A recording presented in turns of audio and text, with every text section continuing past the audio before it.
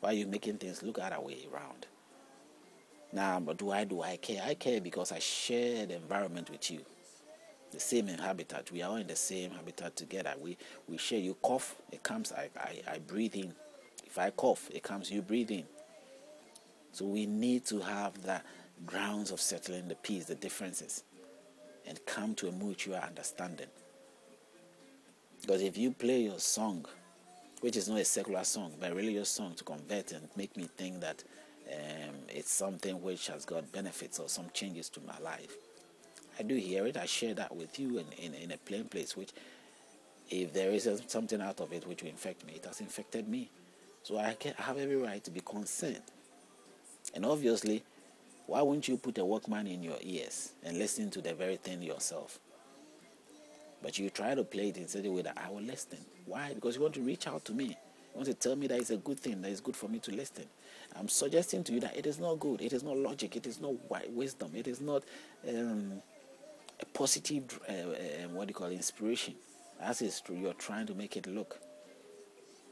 There's no meaning to it as you're trying to make it look. It's a jive. It's a deceptive, gospel, a deceptive story or a deceptive message. That's what I'm trying to put to you.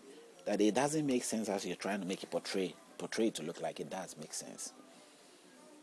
And so you listen to me, and you sort of take the considerations, and I'm sure you will come to, revise yourself and somehow retrieve, backed out of your terrible and bad comments that you have against me, whichever way you might see it. But if no, and you are with me, then you and I have a long way to go. I give you the thumbs up. You and I have a place to go. You and I have to, from a distance or from close place, we are relating well, and pass it on.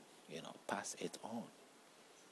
Pass it on to the place I haven't been able to pass it on. Pass it on. It's a free gesture, a free, friendly gesture that we all extend in our hands. Pass it on. You could do your own and pass that one on, and don't pass mine on. That's fine. As long as you pass some message, just passing it on for people to know or to understand, that's fine. And get on with your talent as well. It's good. It's nothing bad about that. So it does matter to me, because if I put the whole gospel together, there isn't any gospel there yet. There hasn't been any gospel. In fact, what I'm saying is rather the gospel that you need to get yourself to a natural giving life, a natural state of life. The idea of me saying something, am I trained? I want people to become lawless. No, people have become even more lawless as a situation of what we've given ourselves to. Now, how is that? I can explain it to you that somehow, if you don't have morals, should not mean that you shouldn't have common sense. If someone spit on your legs, you won't be too happy. Your common sense will tell you what to do. And if you have to spit on somebody's leg, your common sense will have to kick you to tell you that, wow, do I have to spit on his leg? You can imagine. You don't need a book to tell you that you have to spit on somebody, that spitting on somebody's leg is wrong or right. You don't need that, because every day the wrongs and right keep changing. There are new styles, new development, new ideas, new state of presentation, and it changes. So any rule, any stagnant rule, also get amended all the time. And so if this book has not been acknowledged to be amended, or we don't see an amendment going on here, people do that through the revision, but they don't really come out to probably tell us. Whichever way it is, if it can't be amended, which I don't think you should have to amend God's word, it should be straightforward, stagnant, something which, because He says something for today and the future. That is what God's laws should be, according to the God that we are being presented with, or we are presenting every day. So you and I really have to look deep into these things and consider the right way forward. Yeah, the right way forward. And there's definitely a right way forward, rather than this. Am I against the Christianity? There's nothing wrong to be against anything. As long as it's not right, then you have to talk about it. You have to open it up. And that's what I'm doing. It might be a great institution now with so much money, and they can invest their money and invest and intervene in people's life as they so please. Before it was done, people's life were taken. People were told to be heresies and all that. They were killed, monstrously killed, and then the whole thing was covered up. So I'm not too surprised. Anything could happen. I just hope that you and I will come to that moment of accepting things in the right way and embracing what really is true.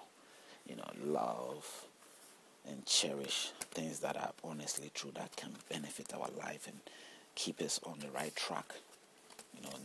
The life that we have must be very good. The life that we have must be very good. It must somehow sustain us and give us a future for our children and anyone else. But if I don't see that, I have every right to sort of comment on it and share my ideas to other people, to tell them that, okay, this is what is going on, this is what life has become. And I feel that there are things that we need to sort of open up for people to really come to that realization. I called on you because I believe that I could share with you, because you're probably someone just like me. I mean, I'm not too keen about the resentment.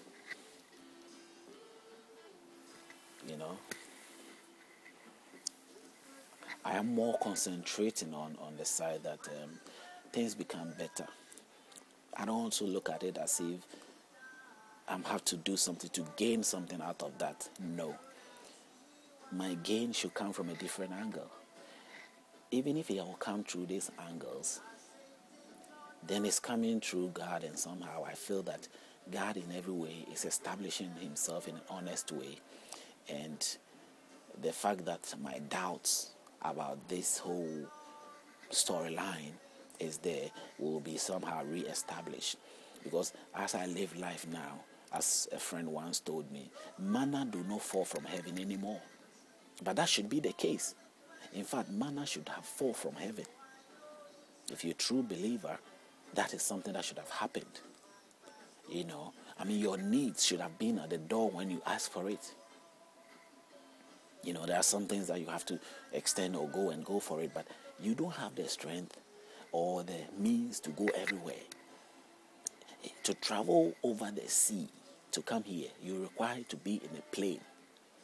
You can imagine, or a ship to get here. So the necessary requirement is something you cannot really avoid. You need those things are there. It becomes a necessity. And maybe there are things that you need over the, in the other side that you need in your life that may not necessarily be here. Because the creation of the world that we live in is not all that is in the other side. It's on the other side.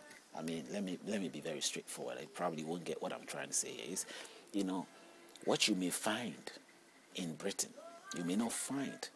The natural things I'm talking about, you may not find in let's say, Egypt, or let's say, Kenya.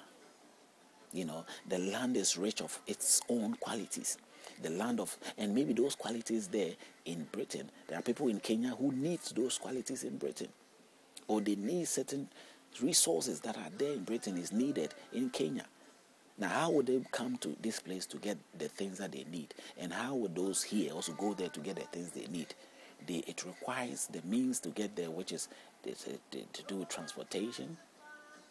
Now, if God is really there, and I need anything which I don't have, which is closer to me, he can bring it to my doorstep for me. He has the means of transportation. That is, if I don't have. But if I have the means of transportation, then I have to transport myself to get whatever I need to get. Now, this is what I say, that in some extent, we all are lacking. We have limitations regarding our needs of life. So then